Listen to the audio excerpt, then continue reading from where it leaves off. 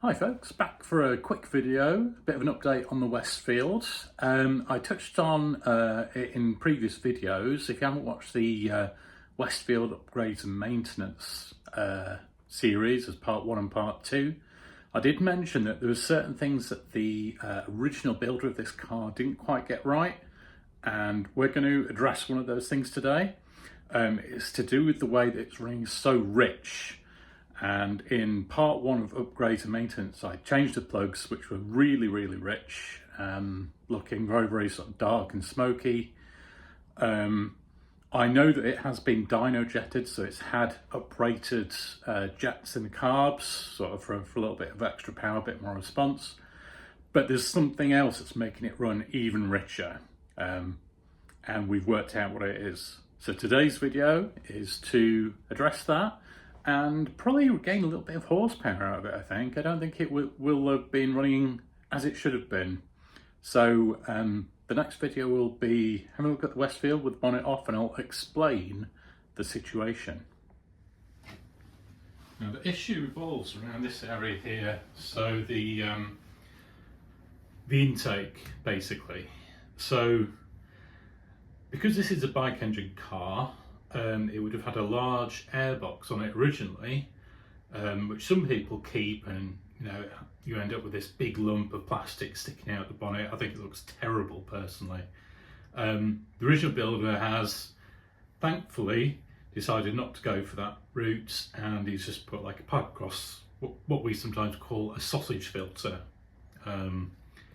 Quite easy to get off. Just turn these, and that should just come off just like that. Like that for a minute. Now some of you will have already noticed what the issue is here. Here should be ram pipes. So what is happening at the minute is the air is rushing in, it's hitting a whole bunch of sharp edges on the inlet side of this carburettor, all these carburettors I should say. That creates like a low speed area of air and a high speed area in the centre. It effectively chokes the inlet side of the engine, without going into way too much detail. The fact that these carburettors have been dyno jetted as well, where the jets are larger, it's been effectively tuned to allow more fuel into the engine with air, is resulting in a fact that we're in a really rich scenario with this engine. Taking those plugs out on that part 1 of upgrades and maintenance, they were very dark. I was expecting it to be quite dark, but I think this situation here, where it's not getting enough air in effectively, is compounding the issue. If you've already got a rich condition with those uprated jets, and then you've got a situation where the carburetor's not getting the air it should be getting.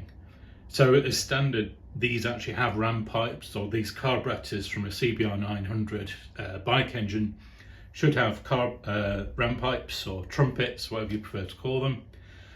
They fit right in there. Let me go and get one just to sort of quickly show you.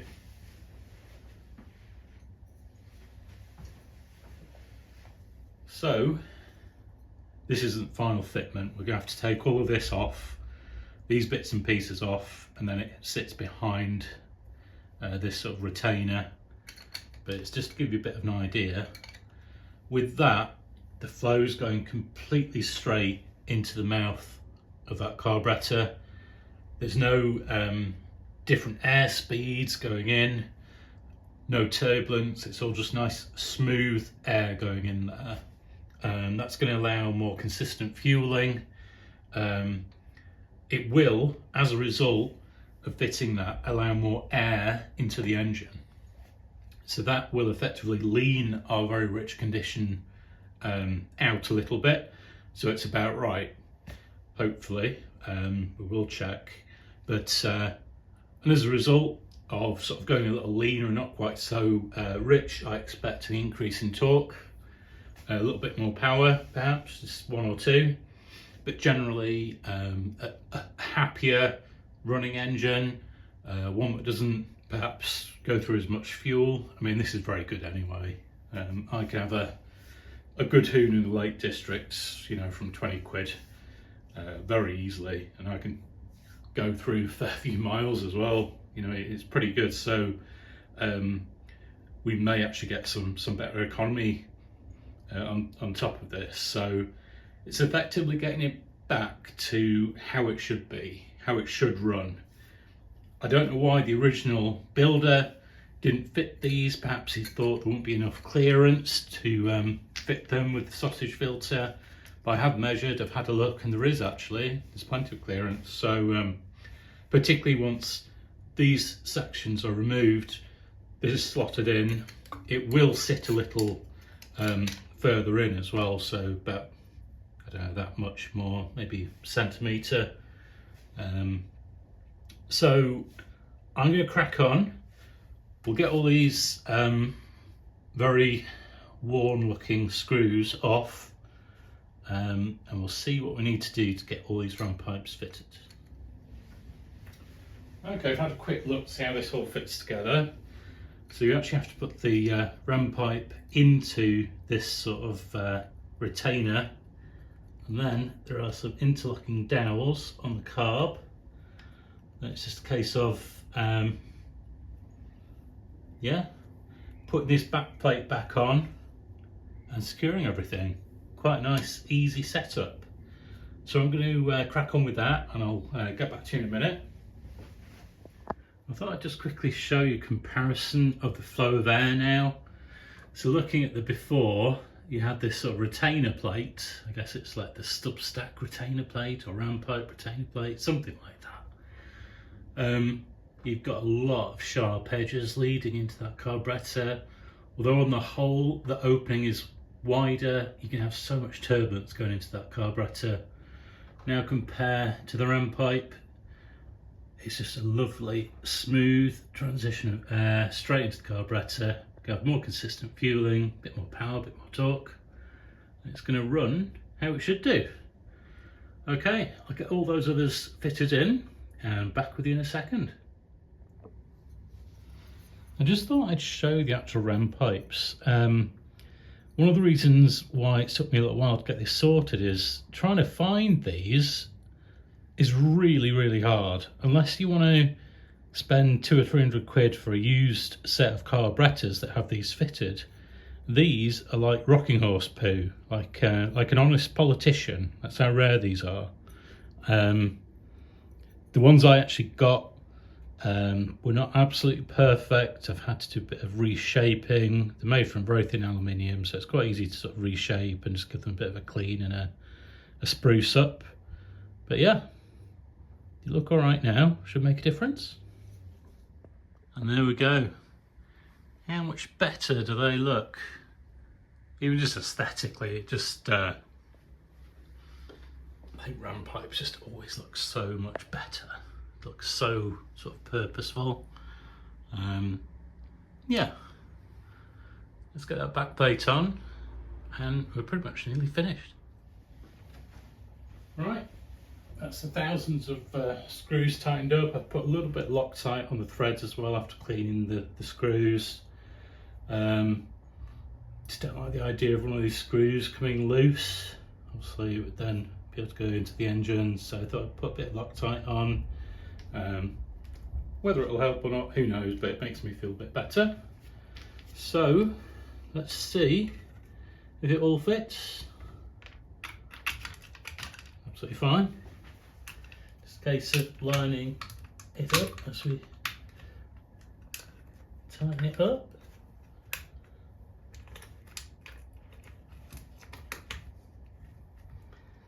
There we go. It's all tight, no gaps, all happy. Nice, easy restoration of power, hopefully. Because I'm quite curious, I'd like to see if it sounds any different with those trumpets on. So I'm going to do a quick start up, I think, just see how it sounds. Because, well, why not?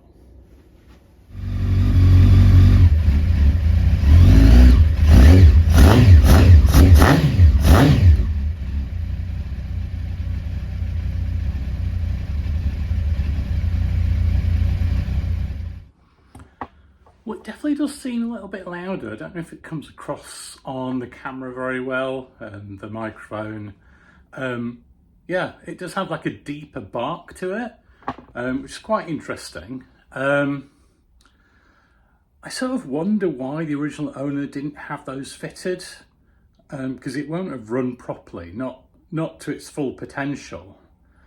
I have heard that these sausage filters on bike engines sometimes are an issue when the bike engine cars are used on track.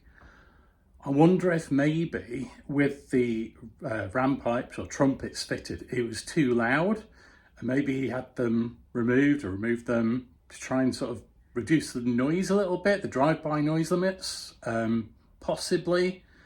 There's no evidence that this car has actually been tracked that I can see. It's not been badly treated. Usually there are little things you can pick up when a car's been tracked.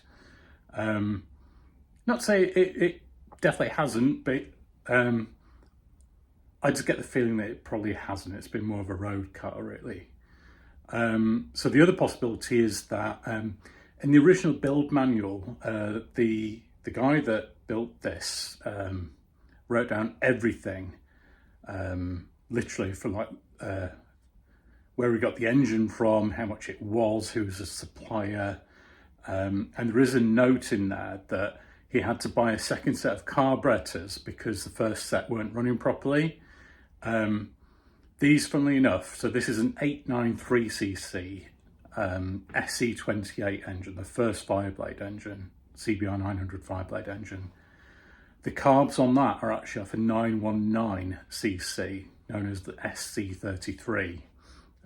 They have slightly more jet to them, but because most of these get dyno jetted anyway, it doesn't really make much of a difference. The only real difference is the SC33 carbs came with a throttle position sensor, which isn't needed for the ECU, or the control box that runs this. I mean, it's very basic, but so I just got rid of the throttle position sensor because it doesn't tie in with the 893cc engine. It's not needed.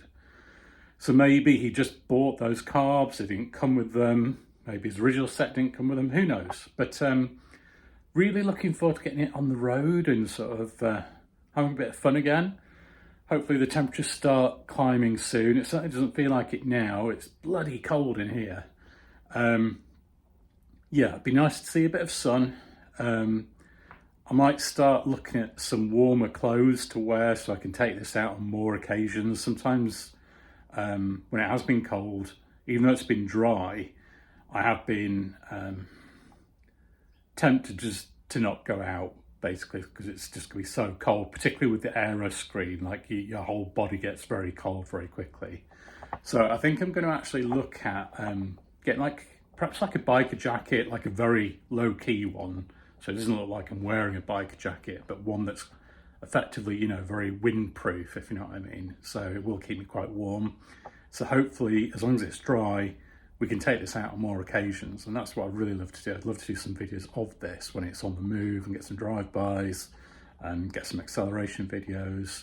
I do have more modifications planned for this car as well to make it even lighter and make it faster through the gears as well. Diff changes on the cards, final drive ratio will be going higher. It's a 3.38 to 1 diff at the minute, so we'll have a little think about that. There is a 3.9, but it will be very buzzy if I do that. I think it's probably going to be a 3.6 that I go for.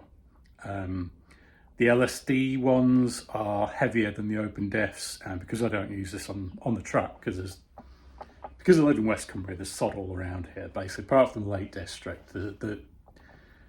There's not much to do, basically. There's not many any actual circuits to take the car to, particularly for like an aero-screened bike engine car, which are not the most comfortable or easy living sort of car. This is predominantly a sort of fast road, enjoyable car. So for me, an open diff is absolutely fine for the road. It's lighter as well, improve the acceleration. So yeah, a few more bits and pieces. We're going to focus on some brakes, some lighter brakes. I'd like to get some carbon seats, but I'm having issues trying to find some that aren't absolutely ridiculously priced. There were some on, I think it's Kit Car Spares or something, but they seem to have disappeared. There used to be some on eBay that were a reasonable price. They seem to have disappeared as well.